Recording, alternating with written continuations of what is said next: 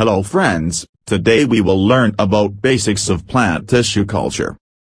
To understand plant tissue culture, we need to understand the culture and maintenance of plant cells and organs, factors affecting it, etc.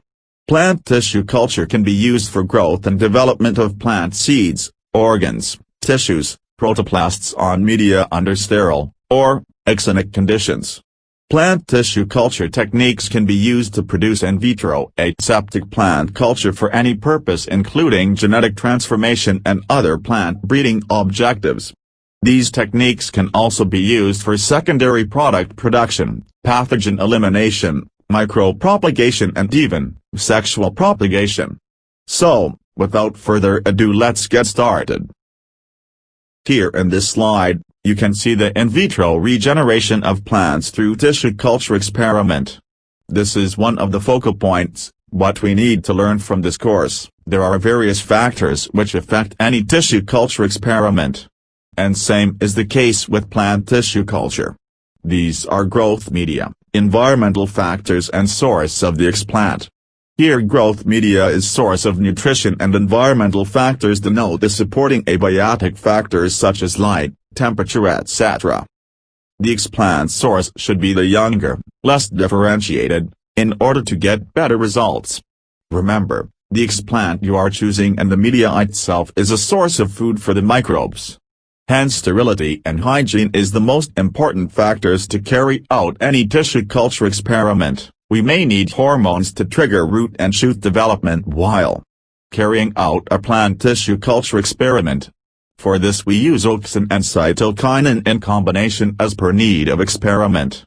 As a thumb rule, if you increase the ratio of auxin to cytokinin, you'll get root development. You will get shoot development if you reverse the case. Equivalent proportions of these two hormones lead to development of callus. This is what you can see in this slide. From a leaf strip, shoot, root and callus development can be triggered using proportions as discussed earlier. These are the three fundamental abilities of plants. Totipotency is the potential or inherent capacity of a plant cell to develop into an entire plant if suitably stimulated. The differentiation is the capacity of mature cells to return to meristematic condition and development of a new growing point, followed by redifferentiation, which is the ability to reorganize into new organ. And competency is the endogenous potential of a given cells or tissue to develop in a particular way. In vitro cultures can be categorized on the basis of type of explant used. And accordingly, the culture gets its name. These include seed culture, embryo culture, organ culture, callus culture, cell suspension culture and protoplast culture. Seed culture is the simplest of all types of culture, and is simply the technique of growing seeds aseptically on artificial media. This is generally done to increase the chance of seed germination. To do so, we may need to incorporate growth regulators into the medium. Such cultures are also made to produce clean seedlings for obtaining healthy explants, and also for in vitro selection. Next is the embryo culture. As the name suggests, embryo culture is the technique of growing embryo in vitro on the culture media. Such cultures are made generally to rescue the embryo from mortality, resulting from a cross where fertilization has occurred but embryo development fails. Such cultures can also be used to overcome any incompatibility barriers, overcoming dormancy and shortening of breeding cycle. Though, using tissue culture techniques, nearly any plant part can serve as source of explant. Hence culture can also be categorized on the basis of type of organ used in culture as an explant. For example, we can use shoot for shoot tip culture, root for root culture and leaf for leaf culture. We know a number of plants which don't require any special technique to reproduce through shoots, roots and leaves under natural conditions, but plant tissue culture techniques come into play when it comes to production of a plant from anthers and ovary. So, a flower which is source of anthers and ovaries can be used to carry out anther or ovary culture. Genetic transformation is the most recent aspect of plant tissue culture, that provides the mean of transfer of genes with desirable trait into host plants and recovery of transgenic plants. The technique has a great potential of genetic improvement of various crop plants by integrating plant biotechnology and breeding programs. It has a promising role for the introduction of agronomically important traits such as increased yield, better quality and enhanced resistance to pests and diseases.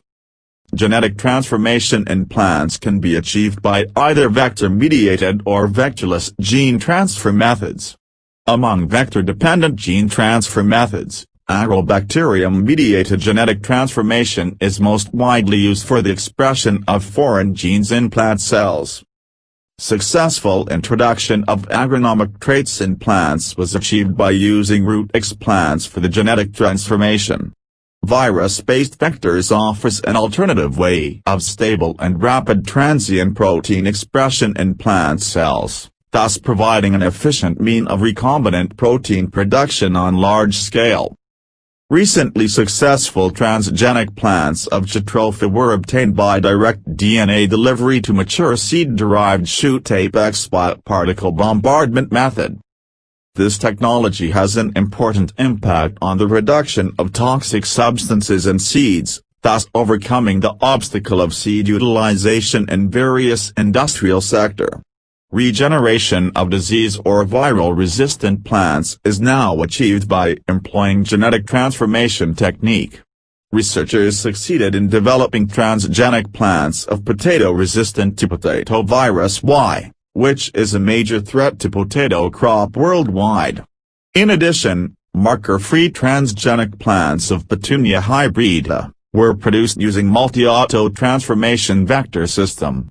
The plants exhibited high level of resistance to Botrytis cinerea, which is a causal agent of gray mold. The tissue culture techniques enable to produce homozygous plants in relatively short time through the protoplast, anther and microspore cultures instead of conventional breeding. Haploids are sterile plants having single set of chromosomes which are converted into homozygous diploids by spontaneous or induced chromosome doubling.